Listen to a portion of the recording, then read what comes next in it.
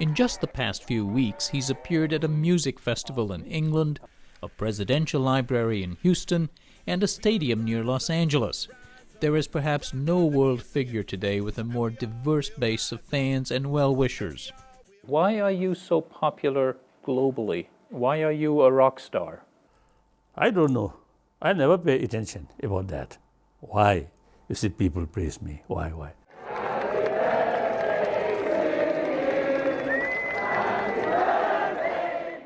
And even as he celebrated his 80th birthday, he said he's not concerned about another matter that's on many minds: who will succeed him, or, as he increasingly has said in recent years, whether anyone will.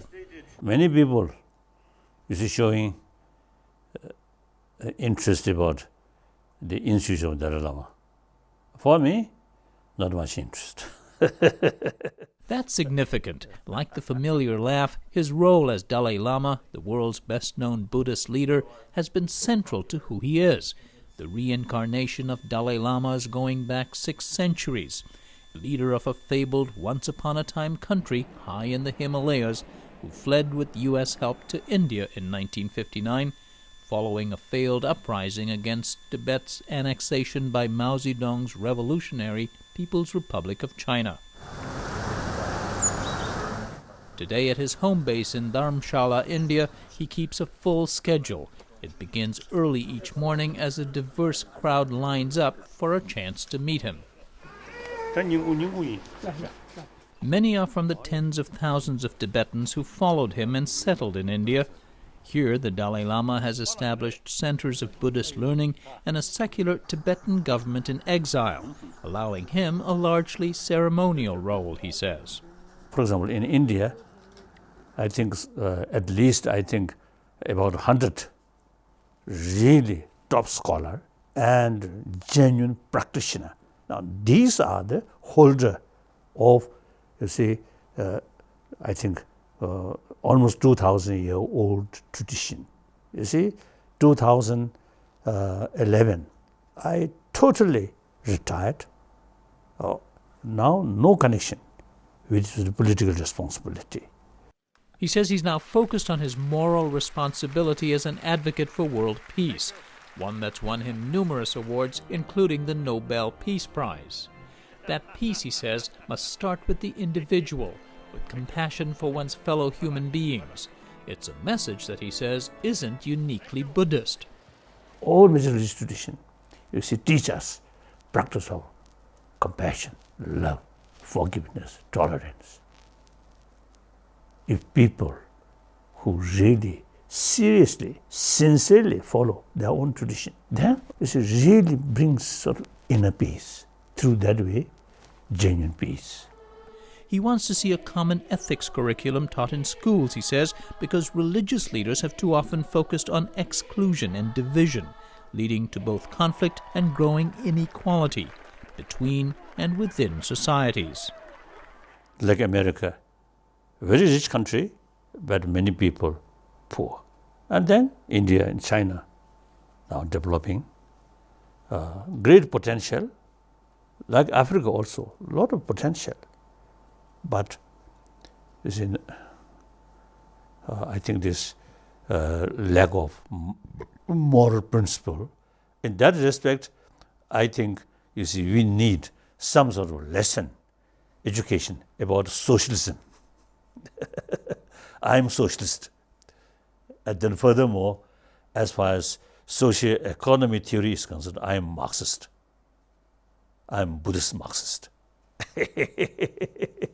But he says political leaders who pledged themselves to the ideals of Marxism or socialism have never delivered.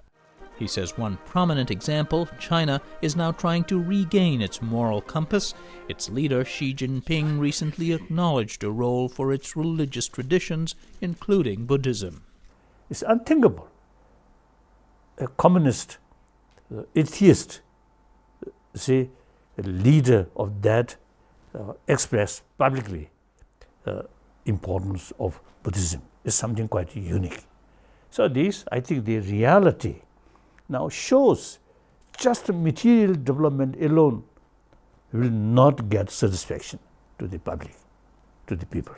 While the Chinese government and Communist Party have called for more tolerance and religious freedom, they have condemned the Dalai Lama as a separatist and a puppet of the West. With China's growing prominence in global trade, many Western nations have become more muted in their support of the Dalai Lama.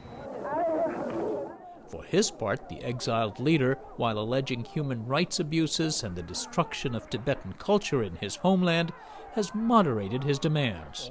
You see, we seeking genuine autonomy, not seeking independence.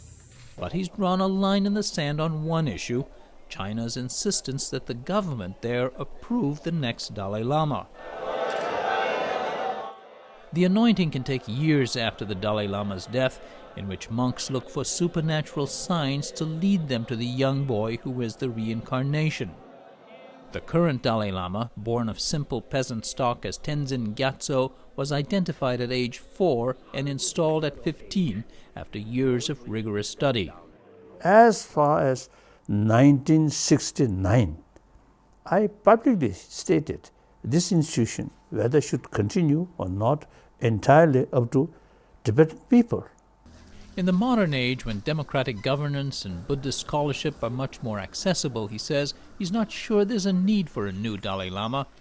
When he turns 90, he says he'll consult on the question with religious leaders and the Tibetan people before deciding whether to be reincarnated, like his predecessors, or whether to end the tradition. For now, it's a decision that this very public figure says is very private. These inner values and world peace and the happy world, this is our common responsibility.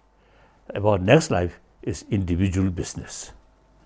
Our concept of God, concept of nirvana, concept of next life is private business. His doctors say that his passing into that next life is not likely imminent. The trademark laugh is a symptom of inner peace and happiness, they say, the key to a long life. For Religion and Ethics News Weekly, this is Fred de Sam Lazaro in Dharamsala, India.